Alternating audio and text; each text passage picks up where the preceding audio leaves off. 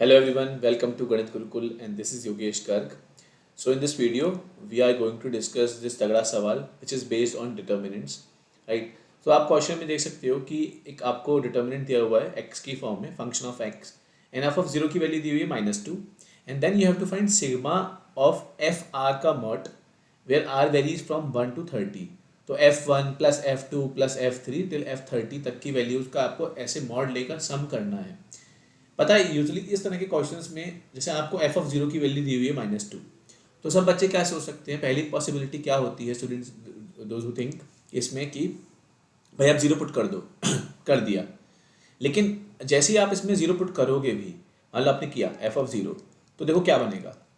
मतलब late us check क्या बनता है. मॉड डालने mod sorry determinant of cos alpha, cos beta, cos gamma, right, then sine alpha, sine beta, sine gamma and नीचे you have sine beta minus gamma. मतलब ये alpha के term में होता तो कुछ बात बनती.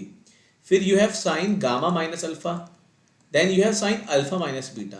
Now the issue arises is कि भाई ठीक है, हम लोग इसका डिटर्मिनेंट फाइंड करने की कोशिश भी कर सकते हैं, हम लोग ये भी ट्राई कर सकते हैं हम डिटर्मिनेंट फाइंड करें, but that will be very lengthy. मतलब अगर हम करना भी चाहें, देखो अगर कोई पॉसिबिलिटी नहीं है हम कर भी लें और उसकी वैल्यू -2 से इक्वेट कर दें, कर सकते हैं, बहुत बड़ी बात नहीं है, अल्फा बीटा में रिलेशन आ जाएगा. लेकिन पॉइंट है कि कहानी वहाँ पे ख़त्म नहीं होती. आपको f1 f2 f3 till f30 तक की वैल्यूज फाइंड करनी है. कहीं ना कहीं यहाँ पे जो ये f ऑफ r होगा, ये कुछ ना कुछ ऐसा होगा, ये इस पर डिपेंड कर ही नहीं रहा होगा.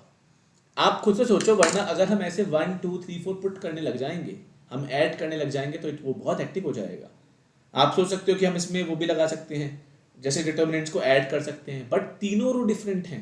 चलो तीसरी तो सेम होगी, दो रो डिफरेंट हैं, ऐड करना मुश्किल नहीं हो जाएगा इसके अंदर? तो ऐड करना भी आसान नहीं है. तो यहाँ फिर आपके पास क्या पॉसिबिलिटी बनती है, क्या चीज़ सोचनी चाहिए. आपको एफ ऑफ जीरो की वैल्यू दी हुई है -2, वो एक कॉन्स्टेंट वैल्यू है. What if we try to find F dash X, हम इसका डेरिवेटिव चेक करें एक बार. आप सोच सकते हो कि कोई और अप्रोच भी लगा सकते हैं डिटरमिनेंट इवैल्यूएट करने के लिए, कि जैसे एफ एक्स के अंदर हम रो ट्रांसफॉर्मेशन या कॉलम ट्रांसफॉर्मेशन लगाकर सब्ट्रैक्ट वगैरह कर सकते हैं. वो कर सकते हो, उसमें कोई बहुत बड़ी बात नहीं है. लेकिन वहाँ पे भी देखो क्या इश्यू होगा. मान लो आपने C1 माइनस C2 किया, ठीक है, तो ये जो साइन बीटा माइनस गामा और साइन गामा माइनस अल्फा है, इनके डिफरेंस के अंदर वो टर्म्स भी आएंगे जिसकी यूटिलिटी नहीं होगी. तीनों में से कुछ कॉमन नहीं निकाल पाओगे. यू कैन ट्राई इट, तीनों में से कुछ कॉमन नहीं निकाल पाओगे.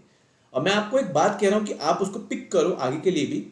आपको जीरो पे इसकी वैल्यू दी हुई है -2, कांस्टेंट वैल्यू है, और आपको कहा हुआ है कि ऐसे f1 f2 f3 f30 तक की वैल्यूज को ऐड करो.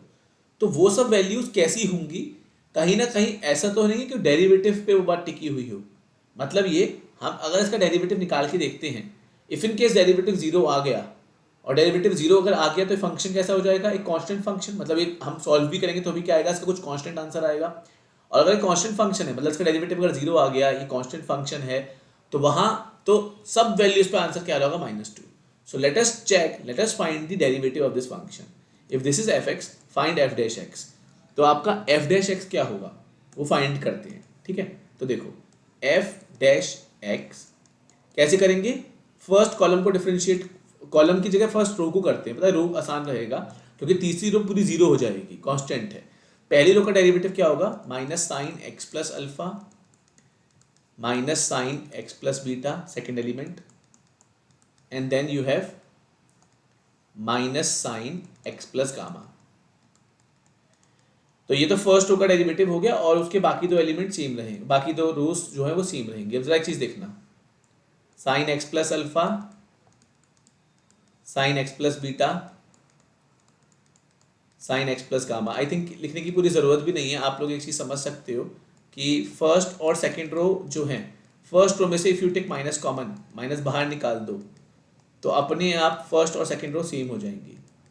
आप माइनस बाहर निकाल दो, तो ये आपका माइनस ही ख़त्म हो गया इसमें से, और माइनस अगर ख़त्म हो गया तो फर्स्ट और थर्ड रो क्या है, सेम है. Just cut them. फर्स्ट और सेकेंड रो, सॉरी फर्स्ट और सेकेंड रो सेम है, सेम है, जीरो आ जाएगा. फर्स्ट से तो जीरो ही आया. सेकेंड में देखो क्या होगा, इसका सेकेंड एलिमेंट क्या होगा, इनका डेरिवेटिव. अब देखना और भी मजेदार होगा, सेकेंड रो का डेरिवेटिव देखना क्या होगा. फर्स्ट रो जो थी वही रहेगी, तो फर्स्ट रो क्या थी, cos x plus gamma, sorry cos x plus alpha, cos x plus beta, cos x plus gamma. अब सेकेंड रो को डिफरेंशिएट करना है, साइन एक्स प्लस गामा का derivative cos x plus gamma और cos x plus alpha, sine x plus beta का derivative cos x plus beta, sine x plus gamma का derivative cos x plus gamma.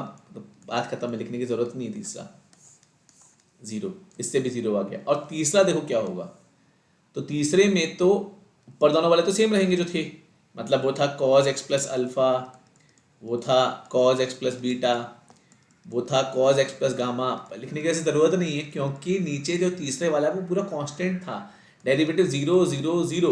और अगर तीनों element zero है, इसके along evaluate करोगे output क्या आएगा जीरो, तो मतलब इससे भी क्या आंसर आ जाएगा जीरो। कुल मिला के मैंने पूरा सॉल्व नहीं किया, neither it is important to solve. आप एग्जाम में हो गए, आपको ऐसे ही देखना है, बस ऑब्जर्वेशन लेनी है। मेन चीज़ है यहाँ पे एफ डैश एक्स जीरो हो गया। और पता है ऐसा होता है, आप खुद सोचो कि आपको सिर्फ एफ ऑफ जीरो की वैल्यू दी हुई है -2, बाकी सबको सम करने को दिया गया है। कहीं ना कहीं ये पॉइंट आ रहा होगा, या तो ये कोई पैटर्न में होगा एफ एक्स, या फिर इसमें ऐसा ही हो रहा होगा। और ये सिर्फ इस क्वेश्चन के लिए नहीं, इन जनरल आगे आने वाले सभी क्वेश्चंस में ऐसे ही सोचो कि आप डेरिवेटिव निकाल के चेक तो करो।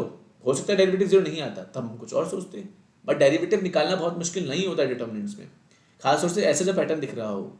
एफ डैश एक्स जैसे ही जीरो आया, सीधी सी बात है एफ एक्स क्या हो गया, सी कांस्टेंट इररेस्पेक्टिव ऑफ एक्स। तो उसका मतलब अगर एफ ऑफ जीरो -2 है तो एफ ऑफ वन भी क्या होगा -2, एफ ऑफ टू भी क्या होगा -2 and goes on. F of 30 भी क्या होगा आपका -2। आपको अब करना क्या है, आपको इस तरह की सभी वैल्यूज को ऐड करना है, F1 F2 है ना टिल F30, ऐसी सभी वैल्यूज को ऐड करना है पर मॉड लगाकर। तो मतलब आपको एक तरीके से 30 टाइम्स क्या ऐड करना है, 2 को। तो 30 into 2, 60 is the answer to this question. Why I have categorise this in तगड़ा तगड़ा सवाल। इसमें कुछ तगड़ा तो था नहीं, तगड़ा था कि ये सोचना, ये थॉट नहीं आता है दिमाग में एकदम से। और मैं ये चाह रहा हूँ कि आप ये थॉट को सिर्फ ये मत सोचो कि इस क्वेश्चन में हमने अप्लाई किया, आगे भी आने वाले सभी क्वेश्चंस में आप ऐसे जब ऐड कर रहे हो तो यहाँ तो आप समझ सकते हो जीपी होगा, एपी होगा, कुछ पैटर्न सीरीज बन रही होगी। तो यहाँ पे तो ऐसा नहीं बन रहा है, यहाँ पे दिख नहीं रहा है एकदम जीपी, क्लिक नहीं कर रहा है एकदम जीपी। सीक्वेंस सीरीज वाले क्वेश्चन में ऐसा होता है। यहाँ पर जब अगर ऐसा नहीं दिख रहा हो तो सीधे डिफ्रेंशिएट करो, क्योंकि वहाँ पे जीरो की वैल्यू पे दिया हुआ है -2, कांस्टेंट टर्म दी हुई है कुछ, तो हो सकता है और बाकी सब टर्म भी कांस्टेंट ही हो। तो ऐसे में डिफ्रेंशिएट करके देखना चाहिए। और ये इसके लिए नहीं, आगे आने वाले सभी क्वेश्चंस के लिए आप डिफ्रेंशिएशन, जब भी आप डीसी में भी आप ऐसे क्वेश्चन काफ़ी देखोगे डिफरेंशियल कैलकुलस के अंदर। तो दिस इज दी, मतलब ऐसा है कि एक अप्रोच है, वे ऑफ डूइंग है, तो उसको आप पिक करो। इसलिए I have categorise this question in तगड़ा सवाल। Okay, so I hope this was clear to each and every one of you. So we'll meet in next video. Till then, stay tuned. Keep watching Gurukul.